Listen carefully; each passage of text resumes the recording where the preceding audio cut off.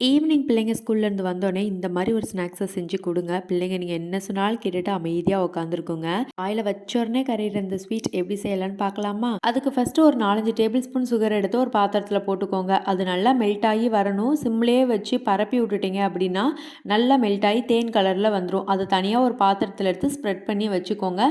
இந்த பக்கம் வந்து ஒரு 8 ஸ்லைஸ் ஆஃப் பிரெட் வந்து நான் எடுத்திருக்கேன். அதை வந்து பிச்சு போட்டுக்கிட்டு அது கூட 2 எக்கு, கொஞ்சம் vanilla essence, 4-5 table spoon sugar, அது கூட 1 கப் பால், இதெல்லாம் சேர்த்துட்டு நல்லா கிரைண்ட் பண்ணி எடுத்துக்கோங்க. அது நல்லா வாட்டரியாக இருக்கணும். அதை சேர்க்கும் பொழுது வடிகட்டி அதே பாத்திரத்தில் வந்து சேர்த்துக்கோங்க.